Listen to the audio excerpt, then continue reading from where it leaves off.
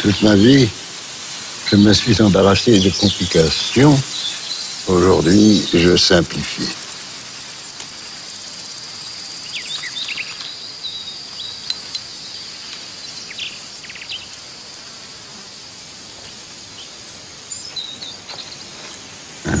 Des touches, encore des touches, les unes dans les autres. Il faut que ça baise.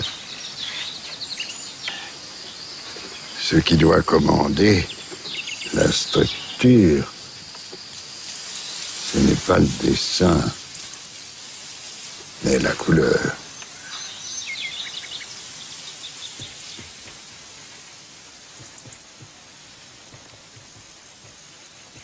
Tu me suis? Oui, j'essaie.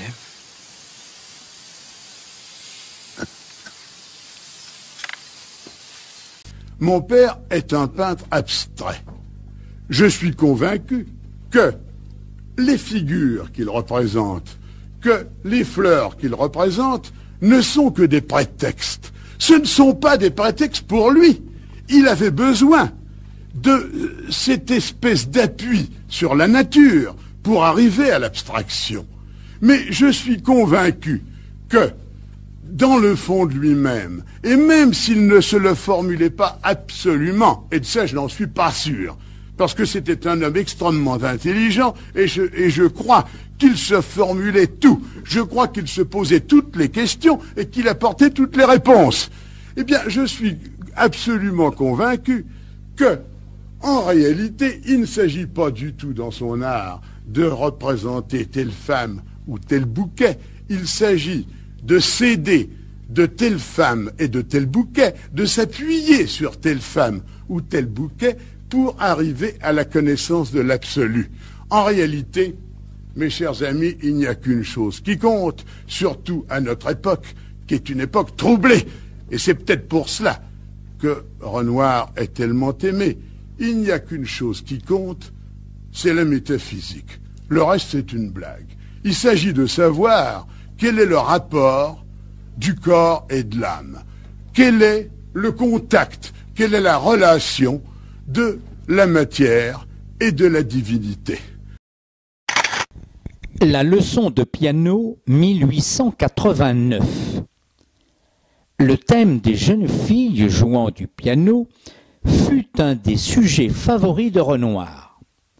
Ce tableau est une des premières versions de ce sujet.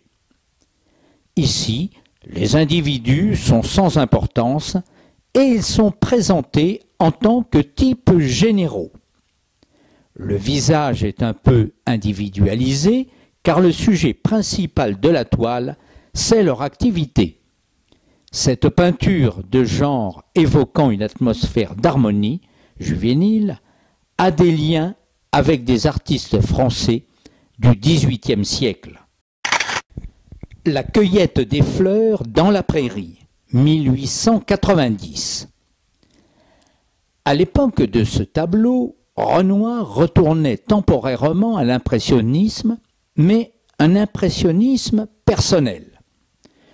Il peint en couches minces sur fond clair, créant une surface soyeuse, ondulante, comme une herbe fine délicatement agitée par la brise d'été. Il en résulte un effet de luminosité spéciale. La composition étant X, d'en bas à droite vers le haut à gauche, succession de couleurs adoucies depuis le chapeau dans le coin, à travers la blanche silhouette jusqu'au paysage lointain et au ciel. L'autre diagonale est faite de couleurs plus substantielles, violet et corail. Elle suit la robe de l'autre jeune fille et monte vers les arbres en haut et à droite. Au croisement de l'X, un petit bouquet de fleurs dans la main de l'une des jeunes filles. Les jeunes filles tournent le dos au spectateur, apportant un élément humain mais non personnel. On reprochait à Renoir une excessive mollesse des objets, comme ici dans les zones du premier plan et des arbres. Renoir recherchait précisément cet effet de mollesse et de fluidité, ce sentiment de fusion qui pénètre toute l'atmosphère par une chaude journée d'été, dont il traduit l'agréable lassitude. Entre 1882 et 1892, Renoir a peint des toiles représentant les distractions des jeunes filles de la bourgeoisie. Jouer du piano, se promener, cueillir des fleurs. Ces jeunes filles vont souvent deux par deux, vêtues avec soin, mais sans cérémonie. Les gestes sont typifiés plutôt que saisis dans un instant particulier. Il n'y a pas d'indice d'engagement psychologique. Les tableaux de ce genre ont eu un succès commercial. Ici, le spectateur regarde du dehors le monde des deux jeunes filles qui se suffit à lui-même. Le tableau, tout entier, offre une vision d'harmonie et de totalité. La blonde est vêtue de blanc et de bleu, et la brune est en rose, comme dans de nombreux tableaux de Renoir.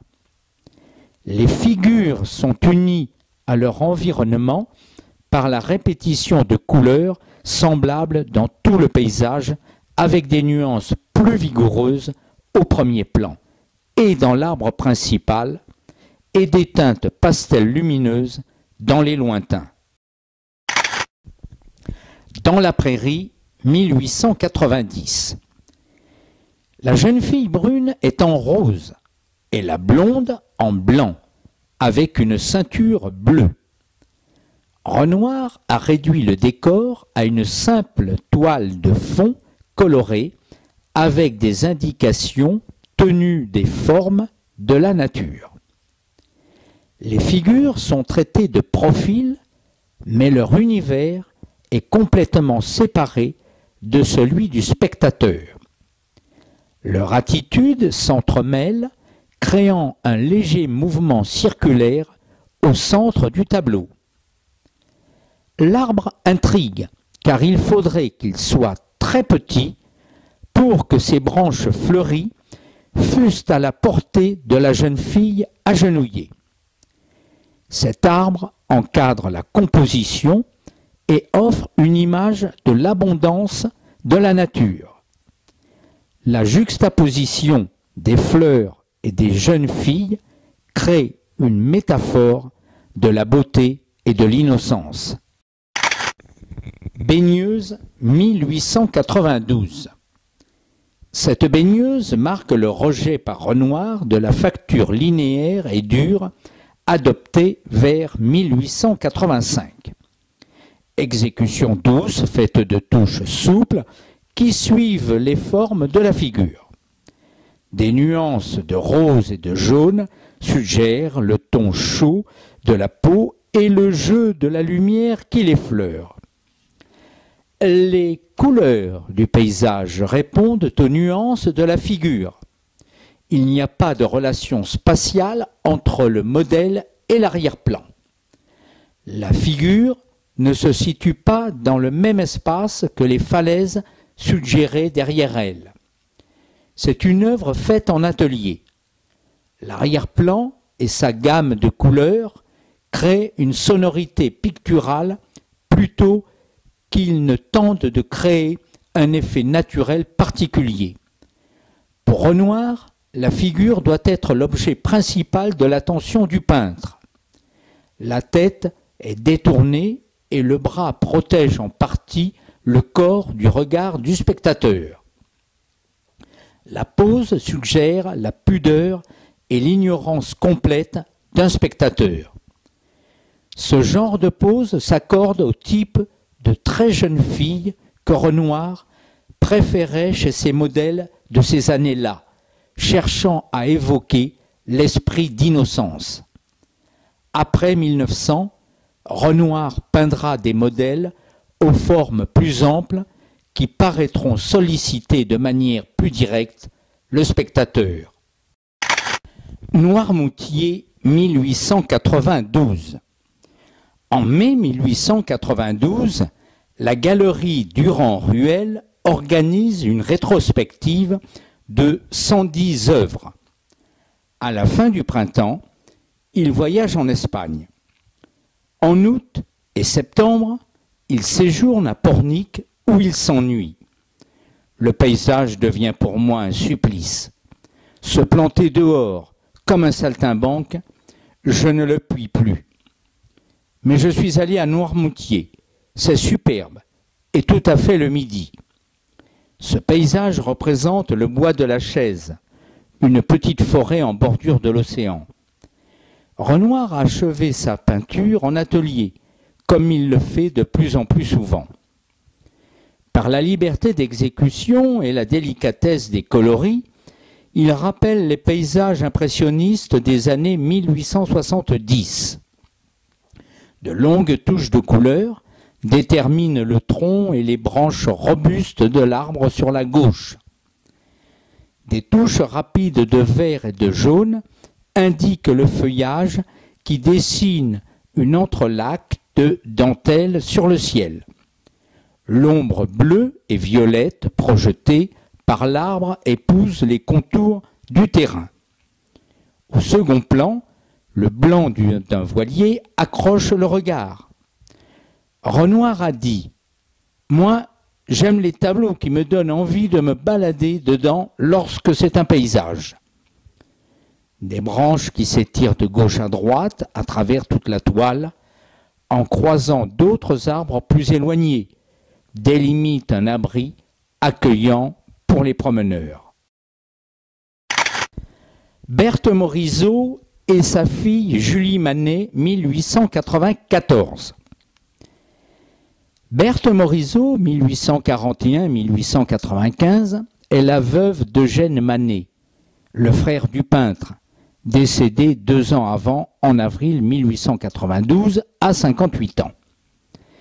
Sa fille, Julie Manet, 1878-1966, 15 ans et demi, installée sur un bras du fauteuil, porte une robe à manches longues et de ces extravagants chapeaux qu'elle affectionne. Ce portrait grave et sobre rend admirablement la solitude de cette femme de 53 ans.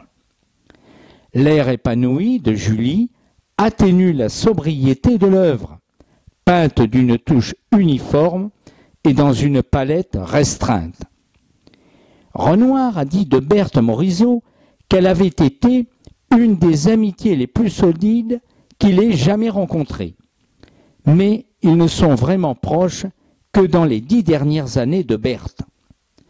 Berthe, qui avait 6 mois de plus que Renoir, a passé ses premières années à Limoges, où son père était préfet.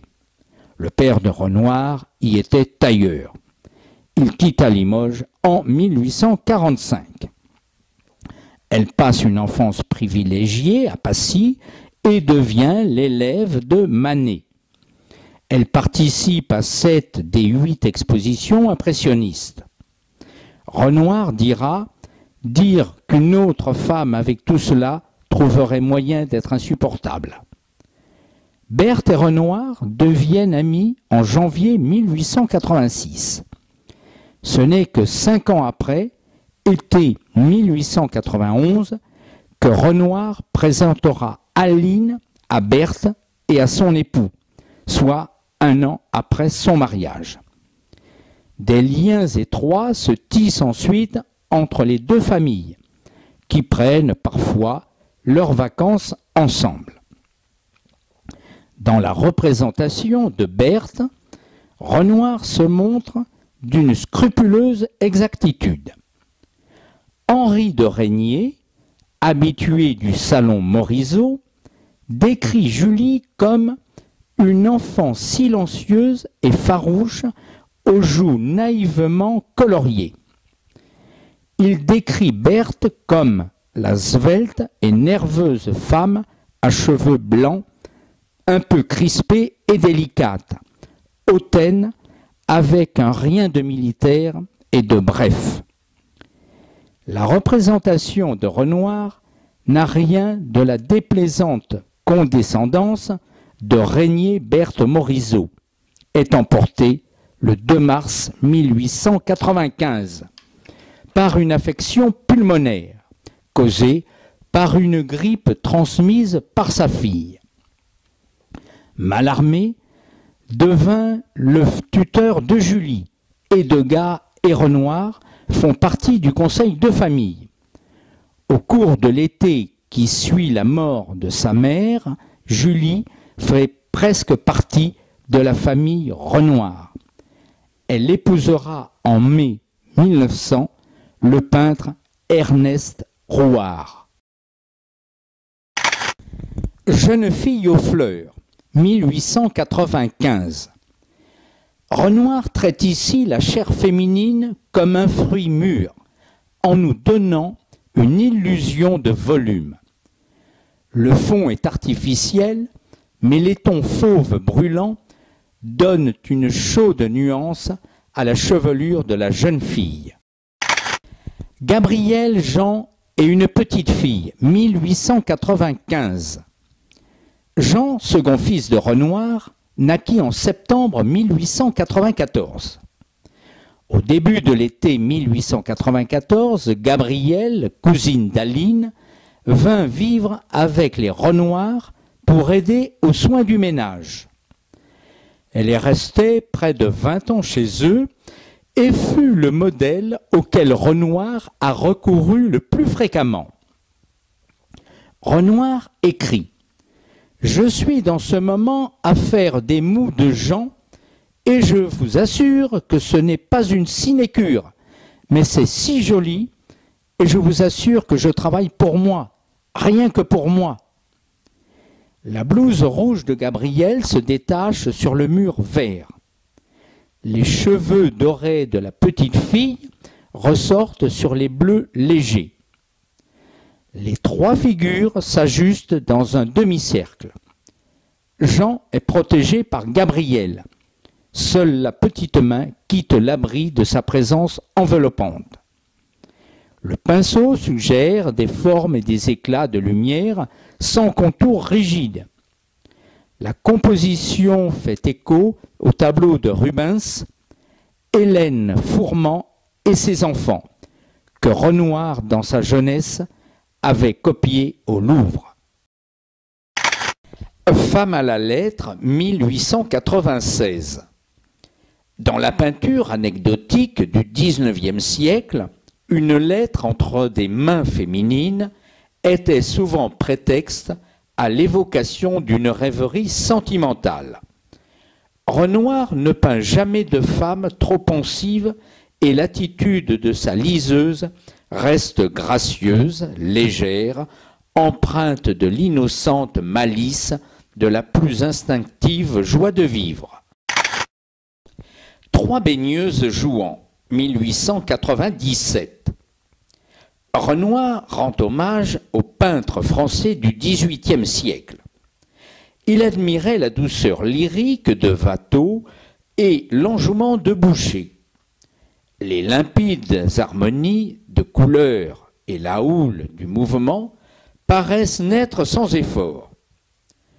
Une jeune fille nue taquine une de ses compagnes en brandissant un petit crabe.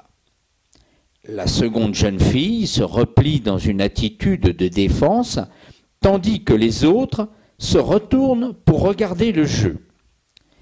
Les formes robustes sont enveloppées dans la lumière nacrée du matin. Renoir contrebalance les cobaltes de la mer et du ciel par les bleus verts de la robe entre les deux jeunes filles. Note de rouge aigu dans un drapé à droite. Équilibre visuel qui donne largeur et vitalité à cette scène d'abandon insouciant.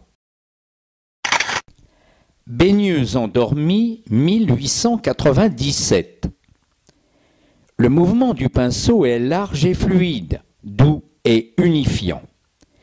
L'éclat rouge et or des étoffes embrase la clarté des chairs.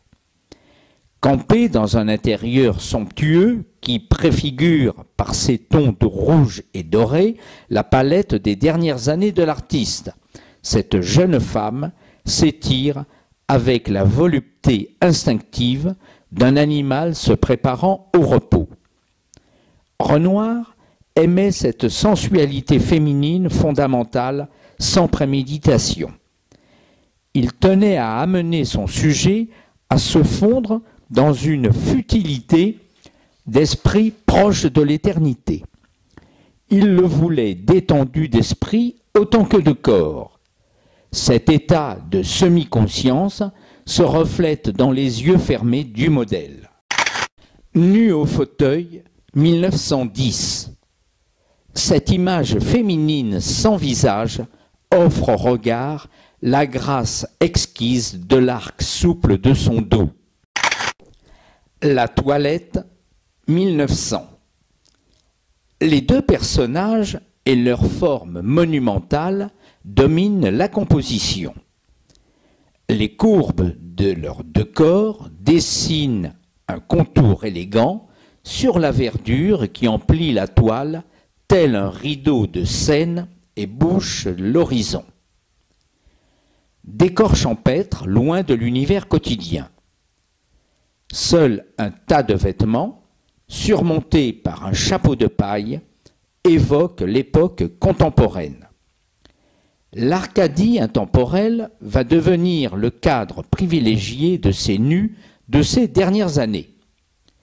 Le geste de la baigneuse qui tente de voiler sa nudité nous renvoie au thème de la Vénus pudica dans la sculpture romaine antique. Le regard de la baigneuse croise calmement celui du spectateur.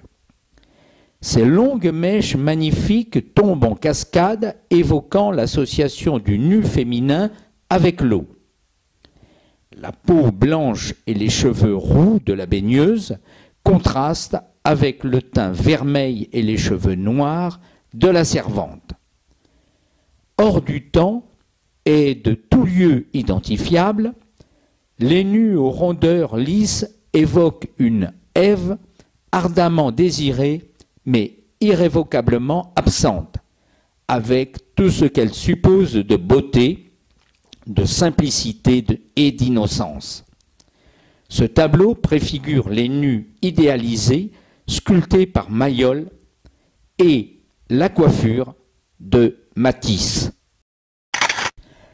Jean Renoir dessinant, 1901. À l'automne 1901, Jean Renoir, âgé de 7 ans, entre au collège jésuite de Sainte-Croix à Neuilly, que fréquente déjà son aîné Pierre. Il devra se faire couper ses longues boucles car les gamins le traitent de fille. Jean: j'avais la grippe. Mon père en profita pour me prendre comme modèle. Pour que je reste tranquille, il suggéra qu'on me donne un crayon et une feuille de papier. Il me convainquit de dessiner des animaux pendant que lui dessinerait mon portrait. Jean est assis à une table simplement ébauchée, tout entier absorbé par son dessin. Les cheveux bruns roux réchauffent cette composition austère. Renoir privilégie les couleurs de terre. Les cils félins et la grande bouche sont rendus avec délicatesse. Il émane de cette toile soigneusement construite une quiétude qui évoque Chardin. Claude et René, 1903. Claude naquit le 4 août 1901 à Essoy. Le petit Claude fut l'un des modèles les plus prolifiques de Renoir. Dans les bras de sa bonne, il resplendit dans sa robe et son bonnet blanc. Des nuances de rose, de jaune et de bleu illumine cette toile d'une tonalité blonde et uniforme.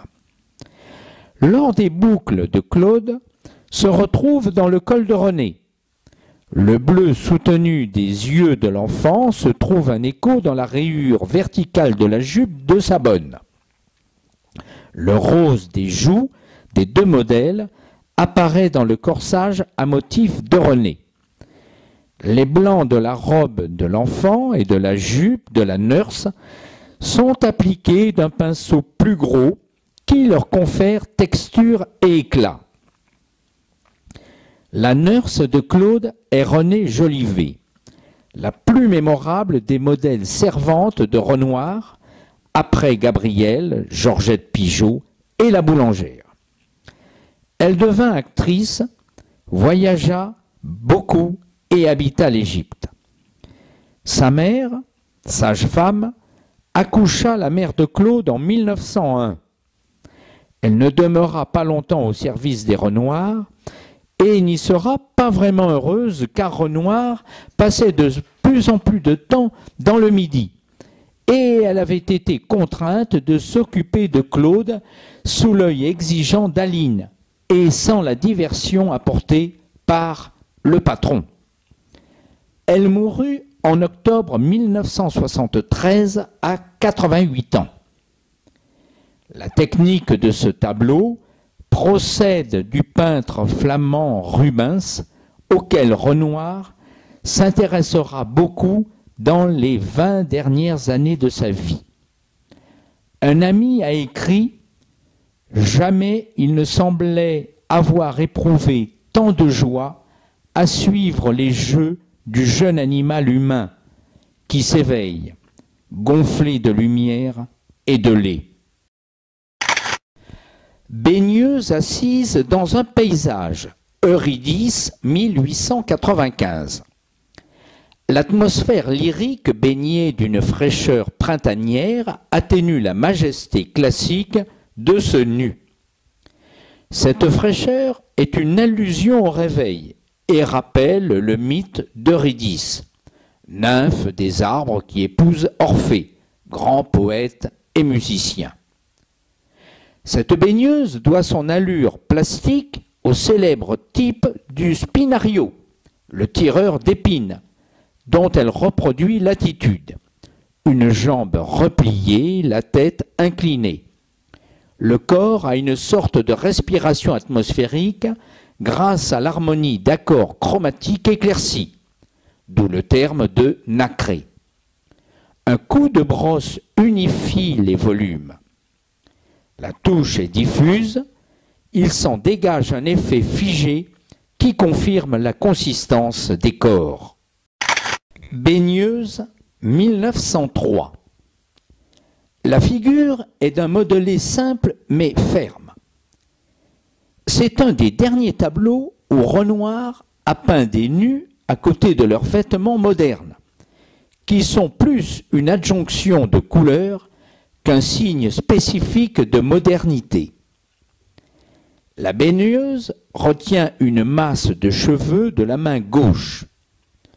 En faisant du fond un vague décor, Renoir a fait du nu, isolé et monumental, l'unique centre d'intérêt de la composition. Le modèle semble d'un regard furtif constater la présence du spectateur et son geste offre son corps à nos regards. Cette exhibition manifeste est rare parmi les nombreux nus de Renoir.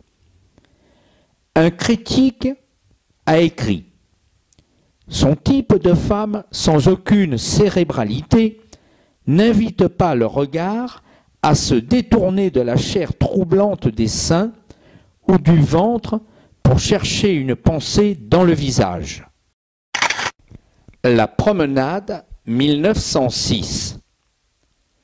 Renoir est père de 3 garçons. Les images des rapports entre les enfants et les adultes se multiplient dans son œuvre tardive. La promenade a été peinte à Essoy au cours de l'été 1906. La fillette, Julienne Duban, donne la main à la gouvernante et modèle Adrienne, à la démarche de reine, blonde comme Vénus. Adrienne tourne la tête dans un geste familier, comme pour dire bonjour à un voisin rencontré par hasard. L'enfant s'agrippe à la main de la jeune femme sans prêter attention aux autres promeneurs, car elle est tout occupée à chercher des fleurs pour les cueillir. L'artiste traduit le sentiment de sécurité éprouvé par l'enfant auprès de l'adulte. La position centrale de la jeune femme est renforcée par les verticales énergiques des troncs d'arbres. La forêt n'est pas un environnement, mais une toile de fond lumineuse devant laquelle l'artiste dispose ses figures monumentales. Climat attachant d'intimité et de confiance. Gabriel en blouse ouverte, 1908. Gabriel n'est pas représenté ici comme une personne fortement individualisée. Renoir a peint la douceur et le naturel de la jeune fille. La touche gris de perles et blanc satiné donne à la blouse l'aspect d'un cocon diaphane d'où émerge le beau torse rose. Le maximum de couleur est dans le visage, modelé avec largeur et mis en valeur par la simplicité de la coiffure, dont la masse sombre contraste avec la fleur délicate. L'arrière-plan est un champ de bleu turquoise qui ne distrait pas l'attention de la figure. Madame Renoir et Bob, 1910. L'épouse de Renoir, qui paraît plus que ses 50 ans, pose dans une de ses robes amples et peu flatteuses qu'elle aime. Les cheveux gris relevés en chignon sont légèrement décoiffés autour du visage. Elle n'a pour bijou qu'une broche ronde et une double alliance. Elle regarde le peintre droit dans les yeux et la présence du chiot endormi révèle, derrière un air un peu narquois, le caractère protecteur et la présence importante de cette femme plantureuse. Les portraits que Renoir réalise pour lui sont plus pénétrants que les portraits de commande. La composition est traitée par larges masses de couleurs juxtaposées. Le fond rouge, la forme jaune d'Aline, la nappe verte à droite. Renoir applique par petites touches une peinture liquide qui prend par endroits la transparence de l'aquarelle. La lumière tombante sur le bras et le visage d'Aline façonne les plis de sa robe et lustre ses cheveux gris. De minuscules empattements donnent à la texture du col et des manchettes de dentelle une forte matérialité. La souplesse de la facture recrée le bouffant des vêtements d'Aline et suggère le poids de sa personne.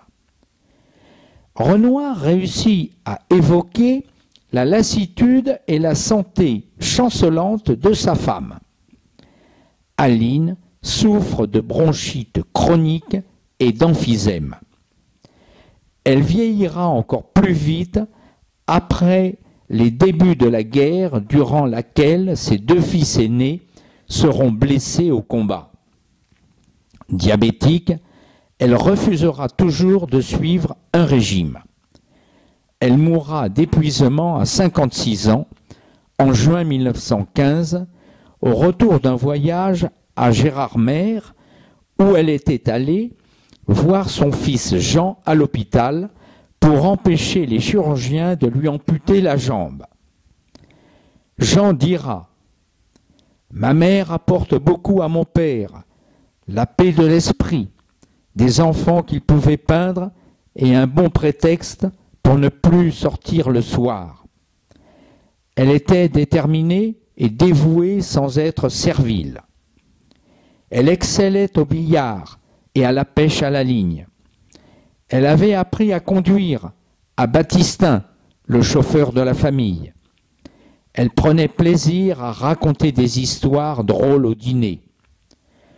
Tension dans le ménage car Aline est de plus en plus jalouse de Gabriel, qui d'ailleurs ne cache plus son mépris pour l'épouse de son employeur et lointaine cousine. En décembre 1913, Gabriel est congédié. Marie Cassatt écrit « Le pauvre Renoir souffre. Sa femme a renvoyé son ancien modèle qui était chez eux depuis 18 ans, sa fidèle infirmière. Et il doit se débrouiller seul, lui qui est aussi impotent qu'un bébé. » Jean Renoir en chasseur, 1910. Pour peindre de grands formats verticaux, Renoir, paralysé par l'arthrite, fit installer sa chaise sur des tréteaux. Portrait en plein air entièrement peint dans le grand atelier des Colettes. Renoir juxtapose des tons dont l'accord n'est pas évident. Un foulard écarlate sur une veste pourpre. Variété de bleu, d'orange et de violet unifiés par une généreuse application d'ocre.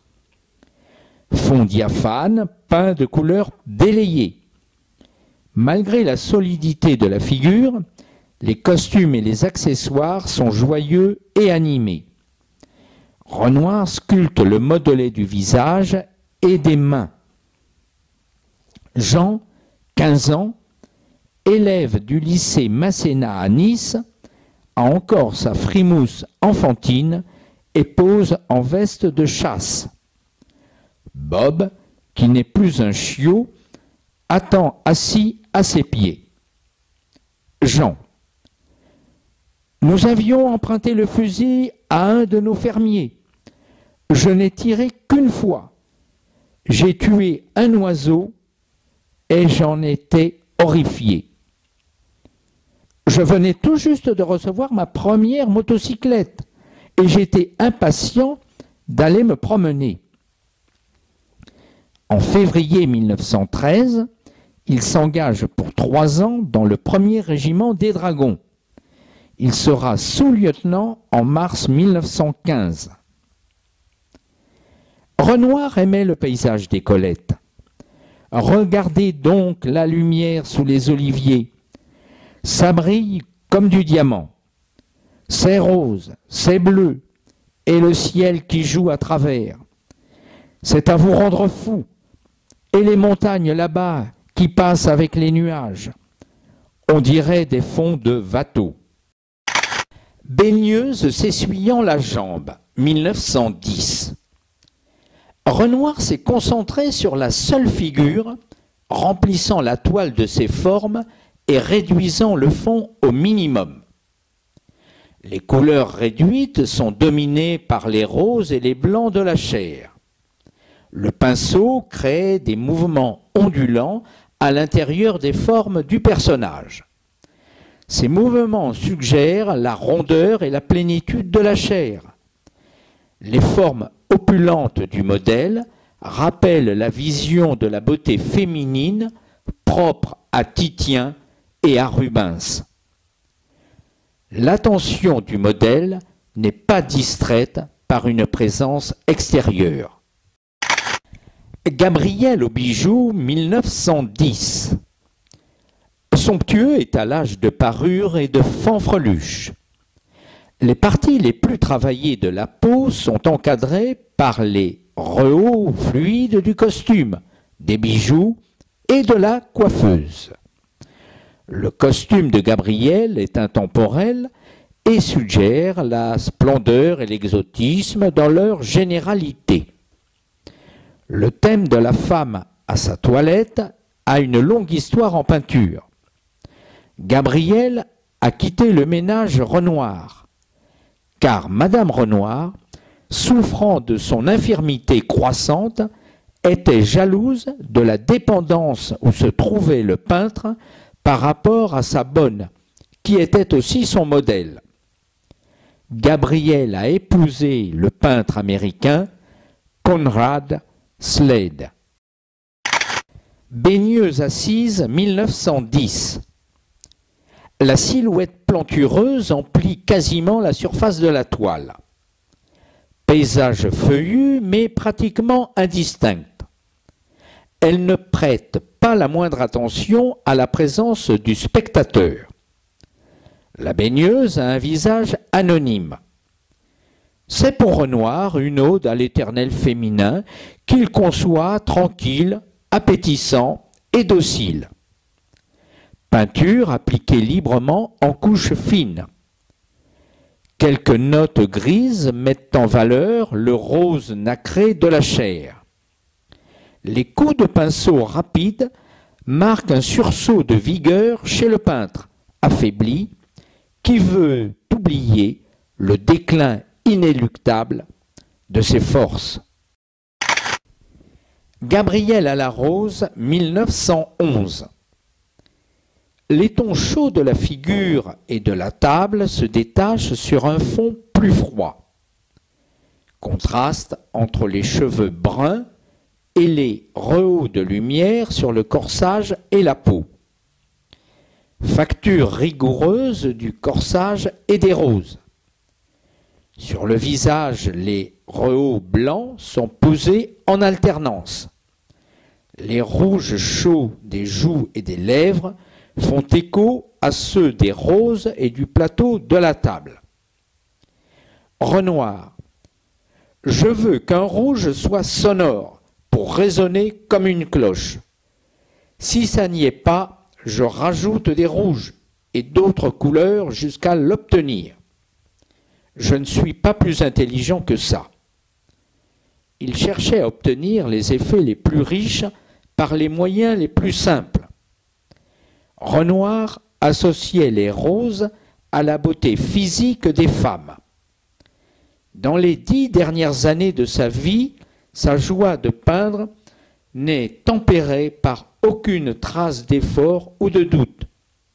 Je suis comme un de ces bouchons jetés à la rivière et charriés par le courant. Quand je peins, je m'abandonne complètement.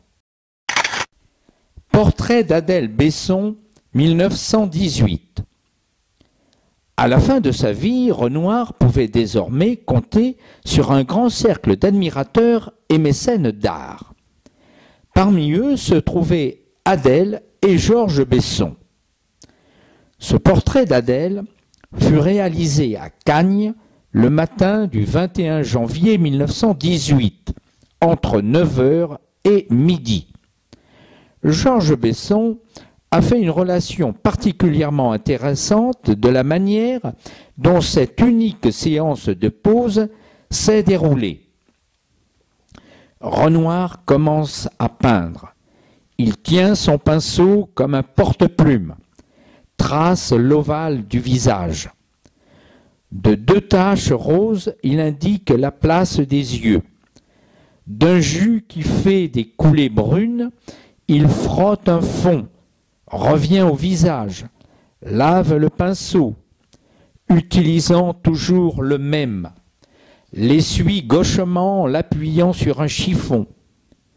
Le visage se modèle, les cheveux s'assouplissent, la matière, à peine couvrante, est souple. Elle donne un relief remarquable aux formes pleines de rondeur. Albert Cahin d'Anvers, 1881. Renoir peint le compositeur plein d'assurance Albert Cahin d'Anvers, un ancien élève de César Franck, fumant nonchalamment une cigarette dans la maison d'un ami. Traditionnellement, les portraits d'hommes sont sobres, mais Renoir combine ici le décor avec la fidélité à l'apparence de son modèle. Les cheveux du visage sont considérés comme un indicateur puissant de sexualité mâle. Et Renoir montre la moustache bouclée de Cahin d'Anvers, résonnant avec les courbes du papier peint, ses cheveux roux frisés se référant aux feuilles plumeuses des plantes en pot. L'autorité et le statut de Danvers Cahin sont suggérés par son regard alerte et directif, et des détails tels que son porte-cigarette et son foulard soignés. Renoir espère que ce succès dans l'art du portrait le conduira au succès dans le marché potentiel plus large que celui attiré par le salon. Au bout de 20 ans de carrière, devenu si désenchanté par l'impressionnisme, il appelle le mouvement l'allée aveugle. Il modifie alors son style, combinant les effets détachés de ses travaux premiers, tels que la promenade, avec les fermes contours et les formes lourdes des peintures de la Renaissance. Il commence à recevoir des commandes de portraits, souvent de riches clients juifs. Une année seulement après avoir fait ce portrait, cependant, son incertitude d'atteindre ses buts à travers la peinture de portrait et son antisémitisme grandissant lui feront apparaître que cet art du portrait n'est plus aussi prometteur. Alexandre Turnuysen, en Jeune pâtre, 1911. Dans le dernier des 4 portraits de famille commandés par un riche industriel allemand, Renoir dépeint le fils de 12 ans de son patron, Alexander Turnuysen, comme un jeune berger allongé dans un champ de fleurs. Vêtu d'une tunique en peau de mouton, ses boucles auburn recouvertes d'un chapeau de paille, il tient une pipe musicale dans une main et invite les oiseaux chanteurs à se percher sur l'autre. Sa pose a été vaguement adaptée de celle du dieu grec Denis sur la frise du Parthénon, une indication de la fascination durable de Renoir pour la sculpture classique. La figure et le paysage sont réchauffés par une palette luxuriante et rosée et sont peints avec des traits fluides appliqués en couches minces. Bien qu'Alexandre ait visité l'atelier parisien de Renoir, pour les premières séances, on pense que la cuisinière de l'artiste, Gabrielle, a également servi de modèle pour le portrait. Alfred Sisley, 1874. Alfred Sisley, d'origine anglaise, est né à Paris le 30 octobre 1839. À 18 ans, il part pour Londres, mais il délaisse rapidement ses études de commerce pour fréquenter les musées. Ce sont les tableaux de paysages anglais du XIXe siècle, comme ceux de Constable et Turner, avec leurs effets atmosphériques, qui le passionnent le plus. Il convainc ses parents de devenir peintre et, de retour à Paris, il entre dans l'atelier de Charles Gleyre, où il rencontre les futurs impressionnistes, Renoir, Monet et Basile. Dès 1863, les 4 amis rejoignent la forêt de Fontainebleau, Chailly-en-Bière et Barbizon pour peindre dans la nature, sur le motif. Sisley se consacre avec eux à la peinture de plein air, aux impressions colorées de la lumière sur la nature, les cours d'eau et leurs reflets, les villages. Les personnages apparaissent comme des silhouettes rapidement esquissées. Portrait d'Alphonsine Fournaise, 1879. La jeune fille est Alphonsine Fournaise, la fille d'Alphonse, propriétaire d'un restaurant prospère sur l'île de Chatou. Ici, Renoir prend la même terrasse où l'année suivante, il peint le déjeuner des canotiers. Le visage insouciant et souriant de Alphonsine apparaît dans de nombreux tableaux du peintre. Le portrait de Alphonsine Fournaise est animé par une mobilité lumineuse extraordinaire. Renoir parvient à détacher le premier plan avec le paysage d'arrière-plan, où l'on voit une longue rangée d'arbres, la Seine et un pont de chemin de fer moderne. Ambroise Vollard avec un foulard rouge, 1911. Personnalité influente de la vie artistique à l'aube du XXe siècle, Vollard a lancé la carrière de Cézanne et organisé les premières expositions personnelles de Van Gogh, Picasso ou encore Matisse dans sa galerie de la rue Laffitte. Il fut aussi le marchand de Renoir. Au Jardin du Luxembourg, 1883. Vers 1883, Renoir entame une période de crise qui le porte à cette période appelée sèche, moment où il se sent plus attiré par Raphaël et Ingres que par les effets de lumière ou de couleur. Pour cette raison, les travaux effectués en ce moment montrent un dessin soigné et des tonalités plus froides et lisses.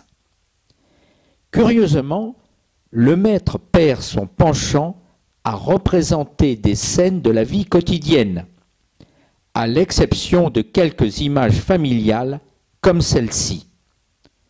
L'enfant, aux longs cheveux et au berceau, considère les jeux de l'enfant avec le cube serait Edmond Renoir, le neveu de l'artiste. Mélanie Porteret, la belle-sœur du peintre, est assise près de son fils. Aline Charigot, la future épouse de Renoir, la femme coiffée d'un élégant chapeau fleuri, s'appuie une ombrelle et porte sa main gauche à son visage. Au fond se trouvent quelques femmes et enfants marchant dans le jardin du Luxembourg.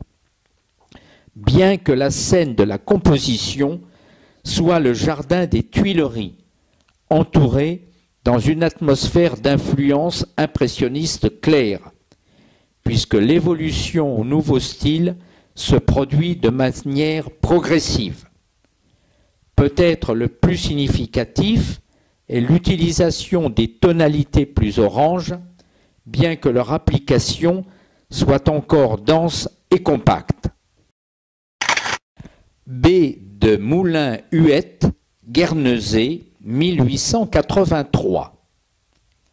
À la fin de l'été 1883, Pierre-Auguste Renoir s'embarque pour un voyage d'un mois environ dans les îles anglo-normandes, entouré d'une bande de camarades. Il y découvre un paysage qui le fascine, celui du moulin Huette B.